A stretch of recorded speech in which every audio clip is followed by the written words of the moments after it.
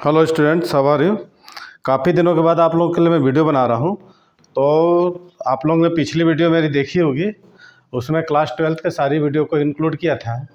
तो वीडियो तो खैर मैं बना रहा था, लेकिन आप लोग लाइक सब्सक्राइब नहीं कर रहे थे।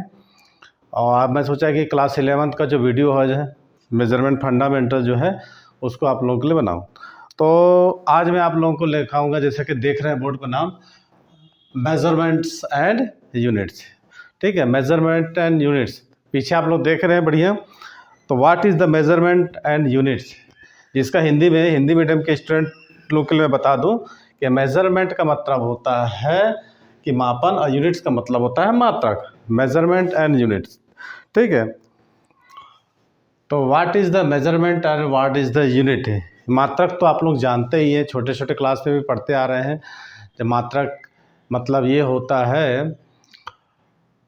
है ना, जैसे हम मीटर, किलोग्राम और समय का सेकंड में, ये सब क्या है, मात्रक है। और जैसे मैं लिखा हूँ मेज़रमेंट, है ना, मापन, इसकी आवश्यकता क्यों हुई, क्या है measurement.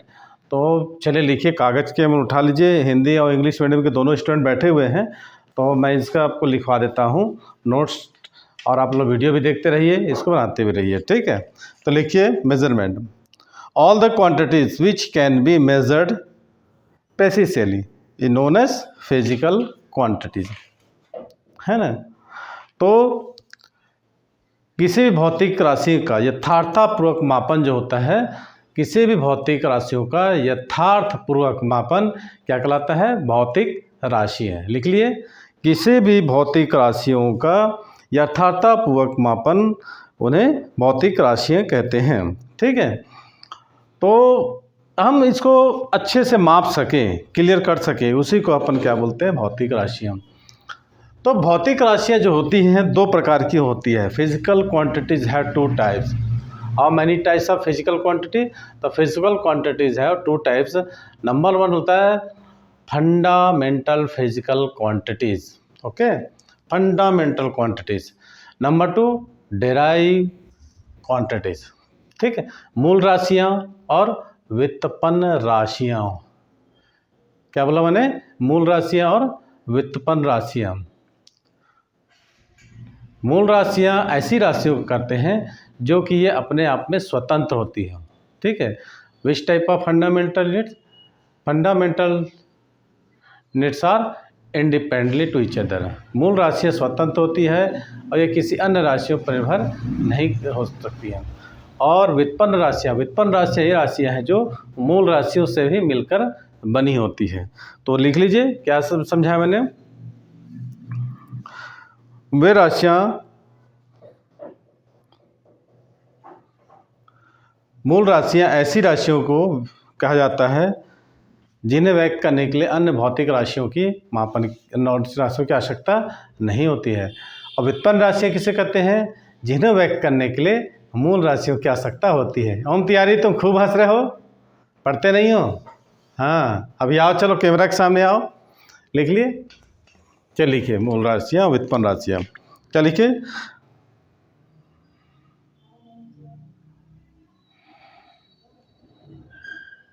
The physical quantity which are completely independent of each other known as fundamental quantities, and derived quantities, the physical quantity which can be derived from the fundamental quantities known as derived quantities, ठीक। तो मूल राशियाँ जो होती हैं ये स्वतंत्र होती हैं और इन्हें व्यक्त करने के लिए किसी अन्य भौतिक राशियों की, अदर फिजिकल क्वांटिटी की रिक्वायरमेंट नहीं होती है, ठीक है। और डेराइव यूनिट्स क्या होता है, derive units is the consist of fundamental quantities, माने कि जो व्युत्पन्न राशियाँ होती हैं वो मूल राशियों से मिलकर बनी होती हैं। अब मैं इसको एक्सप्लेन करता हूँ। तो मूल राशियाँ एक्चुअल में कितनी होती हैं, 7 होती हैं। और व्युत्पन्न राशियाँ जो है मूल राशियों से मिलकर बनी होती है। तो जैसे मैंने लिखा, हिंदी मीडियम के स्टूडेंट थोड़ा लिख लेंगे। मैंने कि जो फिजिकल क्वांटिटी होती है उसको मैंने बता दिया कि जिसको मापन यथार्थपूर्वक, है ना, कर सके उसको हम फिजिकल क्वांटिटी बोलते हैं। और फिजिकल क्वांटिटी है two types of, number one fundamental quantities, number two derived quantity.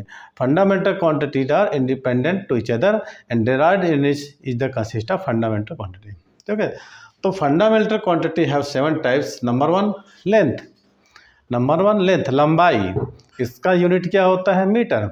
Number दो मास द्रव्यमान, इसका मात्रक क्या होता है किलोग्राम। नंबर तीन टाइम समय, जिसका मात्रक होता है सेकंड।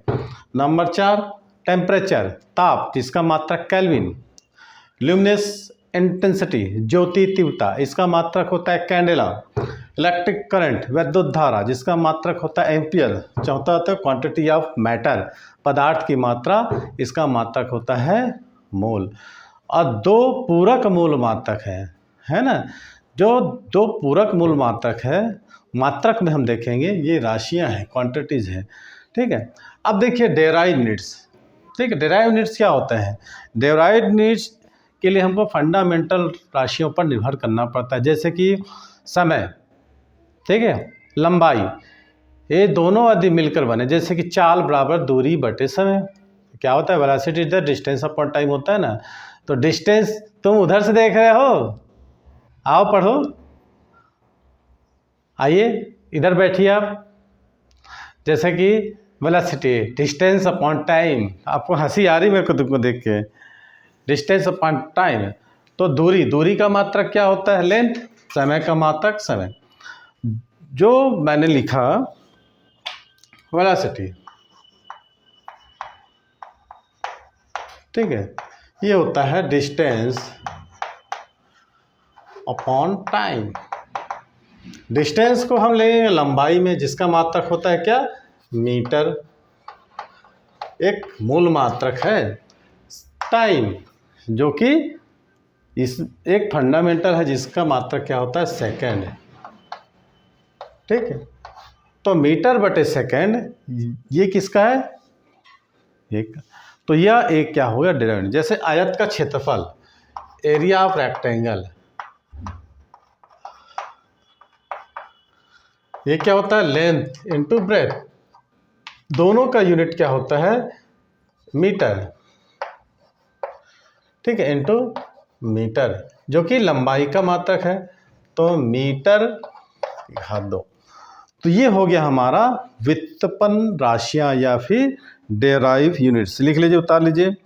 अब हमको नीड ऑफ मेजरमेंट, ठीक, ये लिख लीजिए need of measurement. Need of measurement, मापन की आवश्यकता क्यों हुई। तो मापन की आवश्यकता, मापन क्या चीज़ है, व्हाट इज मेजरमेंट, लिख लीजिए, जल्दी लिखिए भैया। किसी भी भौतिक राशि के मापन का अर्थ है उसका संदर्भ या स्टैंडर्ड रेफरेंस से कंपैरिजन करना। ठीक, ओके। मापन एक तुलनात्मक विधि होती है, मापन में किसी राशि को अंकों में अपन व्यक्त करते हैं। ठीक है, लिख लीजिए। In physics the measurement means process of comparison. ठीक है, measurements means compare, process of comparison, हम क्या करते हैं तुलना करते हैं। जैसे मैंने कहा मेरी आयु मेरे पुत्र की आयु की 3 गुनी है। My age is 3 times of my, means my age, मेरा नाम राजकुमार है और मेरी एज मेरे पुत्र की एज की 3 गुनी है। तो ये मैंने कंपैरिजन कर दिया। रिक्वायरमेंट ऑफ या नीड ऑफ मेजरमेंट की आवश्यकता क्यों नहीं। जैसे कि ये मैंने 2 चौक लिया है ये तुम ये देख के बता सकते हो कि ये चौक बड़ी है छोटी है, लेकिन कितना बड़ा है कितना छोटा है ये हम नहीं बता सकते। इसके लिए हमको कंपैरिजन करना पड़ेगा। मान लो इसकी लेंथ हमको 6 है, इसके 2 है, तो हम बता सकते हैं कि इससे 3 गुनी बड़ी है। तो मेरी एज मेरे पुत्र की एज की 3 गुनी है, तो ये हो गया नीड फॉर, इसलिए मात्रकों की आवश्यकता हुई। ओके, तो चलिए लिखिए इसको। आते हैं उधरी आते हैं। ओम तिवारी, आप बहुत बदमाश हैं, आप पढ़ते लिखते नहीं हैं। ठीक है, चलिए लिखिए।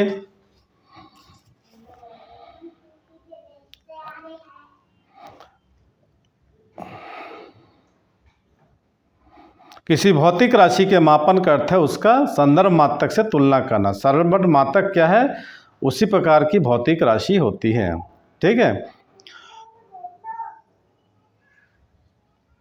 जैसे मैंने बताया, मान लो कोई ऑब्जेक्ट, इसका एग्जाम, मान लो कोई ऑब्जेक्ट, कोई भी ऑब्जेक्ट होगा, जैसे मैंने एग्जांपल दिया, कोई भी ऑब्जेक्ट ऊपर से नीचे गिरता है। आपको मालूम है कोई अर्थ जो है सेंटर की ओर किसी ऑब्जेक्ट को खींचती है, न्यूटन से भी प्रूव किया था। तो हमको उसके लिए, मान लो कोई ऑब्जेक्ट ऊपर से नीचे गिर रही है, तो उसका ईच स्टेप, प्रत्येक स्थिति पर उसका वेग का ज्ञान होना हमको बहुत ज़रूरी है, इसलिए हमको मापन की आवश्यकता हुई। अब अगला देखिए, यूनिट ऑफ मेजरमेंट। जैसे मैंने बताया, unit of measurement, unit of measurement, ठीक है। इसके लिए हमको किसी भौतिक राशि के संख्यात्मक मान को बताना है। ठीक है, तो किसी भौतिक राशि में संख्यात्मक मान, न्यूमेरिकल वैल्यू, यह बताता है कि वह मात्रक कितनी बार आया है। The numerical value of any physical quantity represent how many times comes of unit. ठीक है, किसी भौतिक राशि का संख्यात्मक मान यह बताता है कि वह भौतिक राशि में कितनी बार प्रयुक्त हुआ है। जैसे हमने लिखा, आयत का क्षेत्रफल कितना है? लंबाई गुणित चौड़ाई है। एरिया ऑफ रेक्टेंगल क्या हो? Length into breadth. Unit of length is metre and unit of breadth is also metre. ठीक है, तो मीटर यहाँ कितना हो गया? मीटर की घात 2। ठीक है, तो वही मैं कहने जा रहा था कि ये बताना है हमको कि कितनी बार उपयुक्त हुआ है। अभी हम कह सकते हैं कि छड़ की लंबाई 3 मीटर है।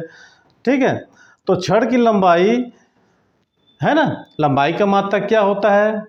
लंबाई का मात्रक कितना हुआ? मीटर। तो मीटर कितना हुआ? मीटर हुआ ना लंबाई का मात्रक, तो 3 क्या हो गया? गुना हुआ। कहने का मतलब ये होता है कि मान लो कोई छड़ है, मान लो मैंने चाक लिया, ठीक है ये चौक की लंबाई कितनी है? 2 इंच। ठीक है, तो 2 इंच या फिर कुछ भी हो सकते हैं, 2 इंच तो कैसे बहुत छोटा हो गया। हम मान लो कोई भी कपड़ा लेते हैं, उसकी लेंथ कितनी है? 2 मीटर। इट मीन्स दैट ये इससे दुगुना है। मीटर किसकी लंबाई का है, मात्रक है मीटर, और वो कितना गुना है? 2 गुना। मान लो कोई लड़का है, बॉय है, उसका वेट है 60 kg। ठीक है, तो किलोग्राम किसका मात्रक है? द्रव्यमान का। तो द्रव्यमान कितना गुना हो गया? 60 गुना। तो इसीलिए हम एक सूत्र का प्रयोग करते हैं, N और U। ठीक है, क्या यूज करते हैं? X। X क्या है? एक भौतिक राशि। What is X? X is the physical quantity. इसमें N और U, N क्या होगा? नंबर ऑफ टाइम्स, U क्या होगा? उसकी क्वांटिटी। तो हम इसको यूज करते हैं किसी भौतिक राशि का परिमाण, उसके संख्यात्मक लिख लीजिए। किसी भौतिक राशि का परिमाण उसके संख्यात्मक मान और मात्रक के गुणनफल के बराबर होता है। क्या लिखे? किसी भी भौतिक राशि का मान उसके संख्यात्मक मान और उसके मात्रक के गुणनफल के बराबर होता है। क्या लिखे? The value of physical quantity is given by the product of its numerical value and time. Okay. The value of physical quantity is given by the product of numeric value and units.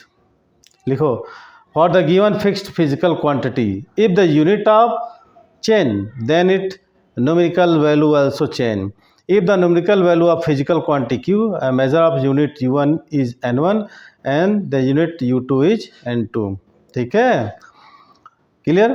किसी भौतिक राशि का परिमाण उसके संख्यात्मक मान और मात्रक के गुणनफल के बराबर होता है। किसी भौतिक राशि का मात्रक बदल देने पर उसका संख्यात्मक मान बदल जाएगा, परंतु दोनों गुणनफल सदैव वही रहेगा। मात्रक U1 हो, और मान लो कोई भौतिक राशि है,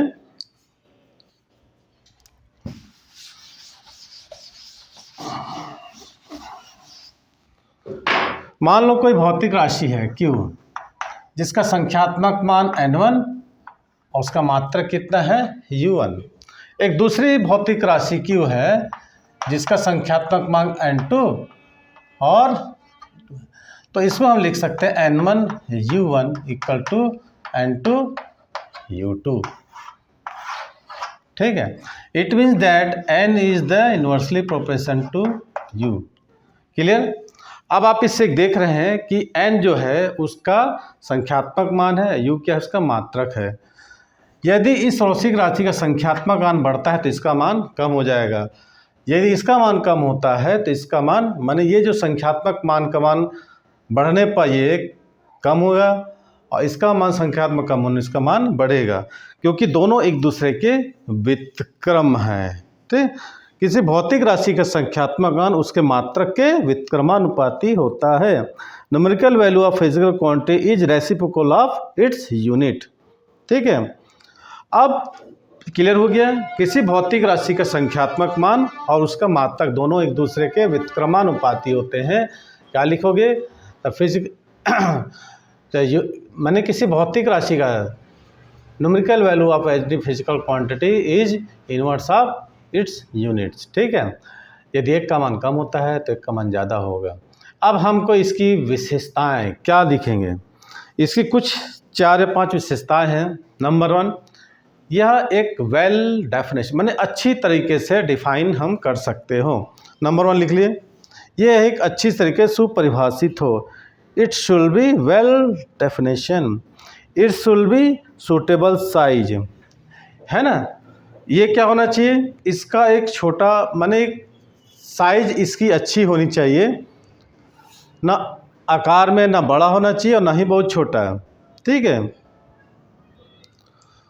और तीसरा है कि समय और स्थान के साथ इसमें परिवर्तन नहीं होना चाहिए। लिख लिए, समय और स्थान के साथ इसमें परिवर्तन नहीं हो। यह सर्वमान हो, माने इसकी वैल्यू हर जगह समान होना चाहिए। लिख लिए, it should be well defined, it should be suitable size, it should neither too small nor large in comparison to the quantity being measured, it should not change with time and place। क्या लिखे, it should not change time and place। Okay, और लिख लीजिए आगे, it should be easily convertible other इसमें है ना। Okay, universal होना चाहिए। तो ये हो गया हमारा क्या, यूनिट, प्रॉपर्टी ऑफ यूनिट्स। ठीक है, अब देखिए मूल मात्रक और व्युत्पन्न मात्रक को मैंने डिफाइन कर दिया है। ठीक है, मूल मात्रक व्युत्पन्न मात्रक को हमने डिफाइन कर दिया है। अभी हमने मूल राशियाँ व्युत्पन्न राशि देखे थे, है ना। तो वही है मूल मात्रक और व्युत्पन्न मात्रक। अब मात्रक की बात आई है तो इसका डेफिनेशन भी आप लिख लीजिए। फंडा देयर, लिखिए फंडा में unit, their units which are totally independent and can not be divide from other units known as fundamental units. In fact the unit of fundamental quantities are known as fundamental unit. मैंने जो fundamental quantity थी उन्हीं का हम fundamental units भी कह सकते हैं। इसके भी वही हैं, 7 प्रकार के होते हैं। जैसे लिखे example, unit of area metre square which is obtain from the unit of length is metre. The unit of speed metre per second obtain from the unit of length metre and unit of time. Okay, तो ये हो गया। और 2 पूरक मूल मात्रक है complementary, तो उसको होते हैं एंगल, एक होता है सॉलिड एंगल, ये हो गया एंगल, और एक होता है सॉलिड एंगल। तो एंगल का यूनिट क्या होता है, रेडियन, और सॉलिड एंगल का स्टेरेडियन। इसको आप लोग ध्यान रखेंगे। अब system of units, how many system of unit, तो सिस्टम यूनिट्स होते हैं 4। इसको देख लीजिए कितने होते हैं, 4 प्रकार के यूनिट होते हैं। एक्चुअल में यूनिट की आवश्यकता क्यों हुई, जैसे मेरे यहाँ रुपया चलता है लेकिन अदर कंट्री में क्या होता है, डॉलर चलता है। तो मैं अगर जाऊँगा मैं कहीं बाहर जाऊंगा तो रुपया को पहले डॉलर में कन्वर्ट करूंगा, या फिर वो आदमी यहाँ आएगा पहले, अब यहाँ जाके मैं रुपया दूंगा तो नहीं चलेगा, उसके करेंसी से चेंज कराना पड़ेगा। इसलिए हमको क्या हुआ कि ये पद्धतियों की आवश्यकता है। इसके अलावा एक इंटरनेशनल सिस्टम की भी आवश्यकता हुई। भाई ये बोले कि अब ऐसा सिस्टम होना चाहिए कि वो हर जगह मान्य हो, ठीक है। तो मात्रकों की पद्धतियाँ, नीट ऑफ सिस्टम 4 प्रकार के हैं। पहला होता है एमकेएस, जिसका फुल फॉर्म है मीटर किलोग्राम सेकेंड, जिसमें लंबाई को मीटर में, ठीक है, द्रव्यमान को किलोग्राम में और समय को सेकंड में। दूसरा होता है सीजीएस, सेंटीमीटर ग्राम सेकंड, जिससे लंबाई को सेंटीमीटर में और द्रव्यमान को ग्राम में, समय को सेकंड में। और तीसरा होता है एफपीएस, फुट पाउंड सेकंड, लंबाई को फुट में, द्रव्यमान को पाउंड में, समय को सेकंड में। और ऐसा ही जो कंडीशन है वो एमकेएस का ही कन्वर्टेड रूप है। एमकेएस और एसआई दोनों सेम ही है, समझ लीजिए, ठीक है, जिसको हम इंटरनेशनल सिस्टम कहते हैं, सर्वमान। तो इसको लिखाने की कोई ज़रूरत नहीं होती है, तो आप लिख सकते हैं। पहला होता है एमकेएस, दूसरा होता है क्या, सीजीएस, और तीसरा एफपीएस, और चौथा होता है एसआई। इसमें लंबाई का जो मात्रक होता है उसको मीटर में, और द्रव्यमान का किलोग्राम में, और समय का सेकंड में। ओके, इसमें लंबाई का मात्रक सेंटीमीटर और किलोग्राम को की जगह ग्राम में, और समय का तो सेकंड में ही होगा।